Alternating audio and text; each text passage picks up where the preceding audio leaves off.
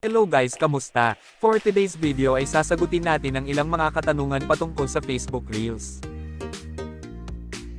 Hello po, may tanong po ako, pwede ba account ng bata sa Reels? Paano naman kung sakali mabayaran ni Lolo Meta, pwede ba ang bata kukuha ng sahod? Isa ito sa mga tanong na sasagutin natin, kaya kung handa ka na, simulan na natin.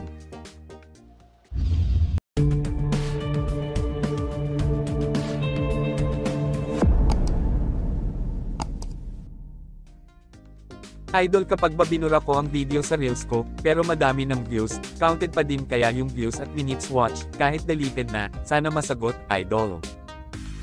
Ang sagot dyan ay hindi na po siya counted, at kapag nag-delete tayo ng video, ay maraming pwedeng magbago, lalo na sa performance ng ating account.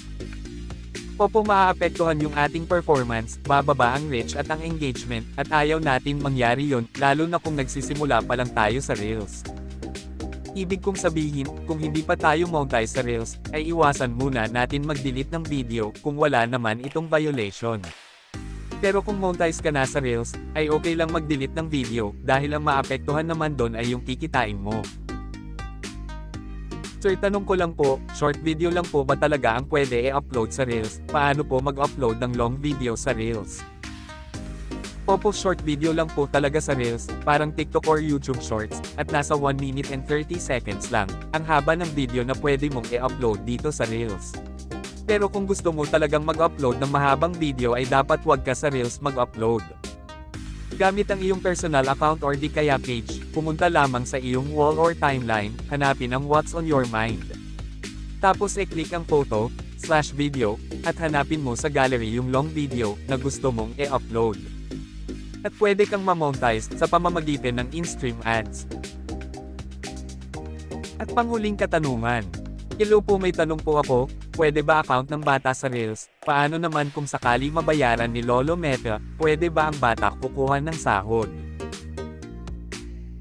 Okay, kung titignan nga natin yung requirements sa Reels, ang nakalagay dito ay, you must be at least 18 years old. Dapat 18 years old pataas ang edad ng may-ari ng account sa Reels, dahil hindi pala pwede ang edad na mas mababa sa edad na 18. Ngayon ang tanong, pwede ba i-content ang bata sa Reels, or yung bata mismo ang napapanood sa video?